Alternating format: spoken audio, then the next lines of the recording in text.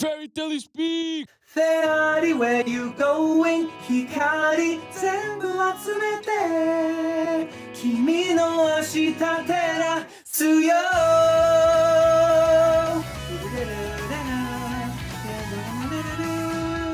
I might be a bit too late to talk about Fairy Tail, but I had to.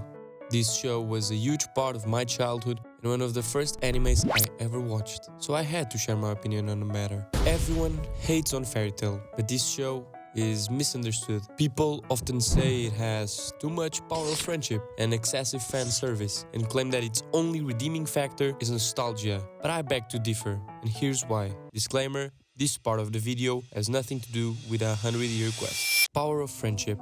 Tell you the truth, I wrote this story because I had no friends. My loneliness is what you're seeing. This is what Hiro Mashima, the writer and creator of Fairy Tail, said at a Comic-Con event in New York. To most of you, this might seem like a turn-off, but for me, it gave the show so much more meaning since I got to understand a man whose culture differs so much from mine. Japan reports that 41% of their population feels lonely, whereas my country, only about 15% say they ever feel lonely. In Portugal, everyone talks to everyone. It's ingrained in our social life, so I never believed that these extreme cases of loneliness actually existed. And that captured my attention, because through this series, I learned a bit more about the social fabric of a country on the other side of the globe. Furthermore, I believe that the story is only truthful if it reflects the feelings and desires of its creator. And it's clear that Hiro Mashima is a freaking who wanted to have friends despite not knowing how. You can see that through some of the character interactions throughout the show. They seem a bit bizarre for someone who actually has friendships. They're not real interactions, but rather what Hiro envisioned as a relationship between two human beings. For many, it might be disappointing since dialogue is such a big part of TV shows and movies, but I love that those interactions are quirky and weird. Through them, I gradually understood more about who Hiro Mashima is and what he wanted to be. I believe he wanted to be surrounded by people who relied on him, a family not related by blood but present through all his struggles. That's why he hesitates to kill off characters, because to him, they aren't just some silly drawings, they are his brothers and sisters.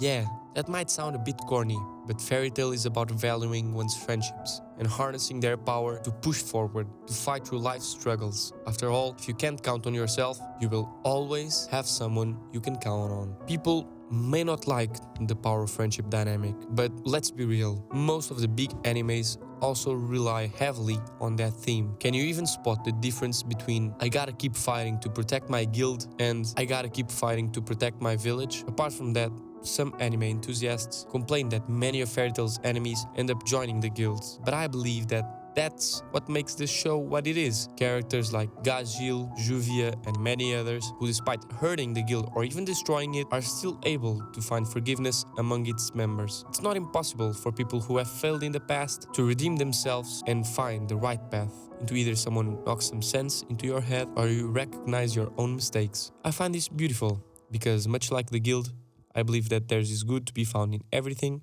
and everyone. Fan service. Okay, I gotta address this. When I first started making this video, it didn't even occur to me that Fairy Tail had fan service, apart from the 100-year quest.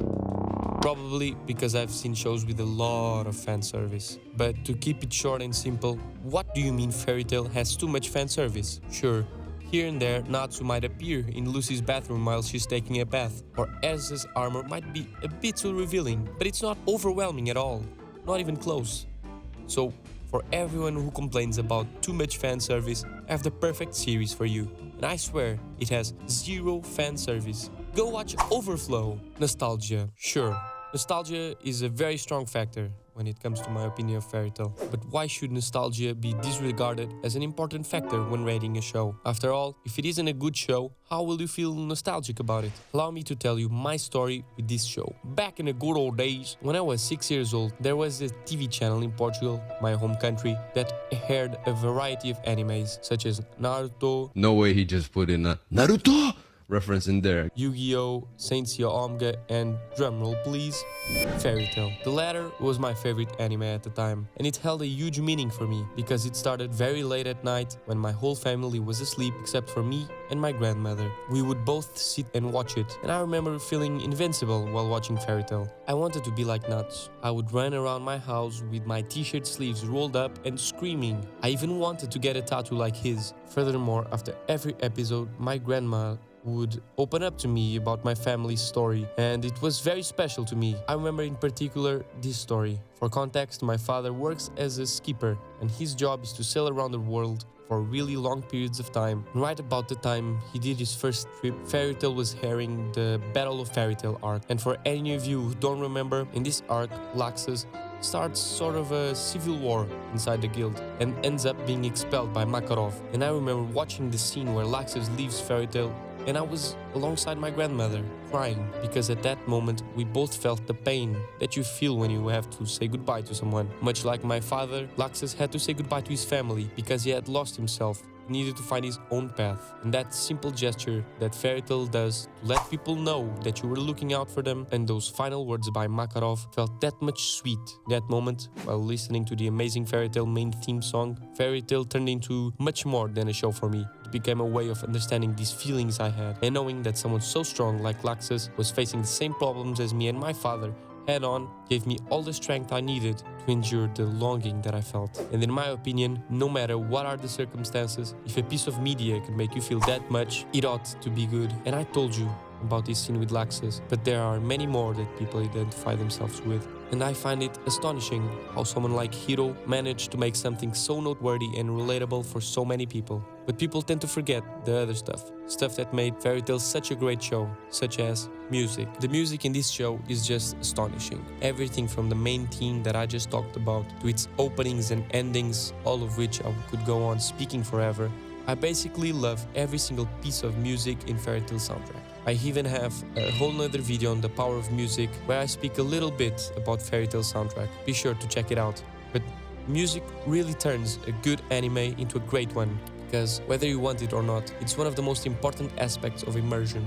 Through music, we are able to surround ourselves with the characters' emotions and feelings. And I don't think there's a single soundtrack that immerse you like Fairy Tail's original soundtrack. I mean, I can't even count the number of moments in Fairy Tail that are elevated by its music, fights that feel that much more intense and fiery, speeches that leave you emotional and sobbing, and even ordinary moments that, despite being so mundane and casual, because of the music feel like so much more than that. Fairy Tail's music is truly one of the key driving factors in this show's greatness, and it pains me to say that sadly the aspect faded throughout time. But that's hardly Hiro Mashima's fault, since he already confessed that 100 Year Quest, Fairy Tail's sequel, was a corporate idea and he didn't have much to say in the matter. Okay, so remember everything that I said? Well, you can forget about it now, because 100 Year Quest grabbed every good thing that Fairy Tail had and threw it away. Original soundtrack? Forget about it. Fan service? A whole lot of it. The fights, despite being decent visually, they are supposedly world-ending level threats, but they feel like a filler episode. So yeah, fuck 100 Year Quest. Yeah guys, Fairy Tail is and will always be one of my favorite shows, because of the reasons previously mentioned. It is one of those shows that objectively isn't the best, but personally I will always love it, and I believe we all have one of those. So drop them down in the comments. I want to hear what shows you deranged fucks like. I'm 100% sure there's someone watching this video whose favorite anime is Boku no Pico. Fuck this shit. Shimmy out.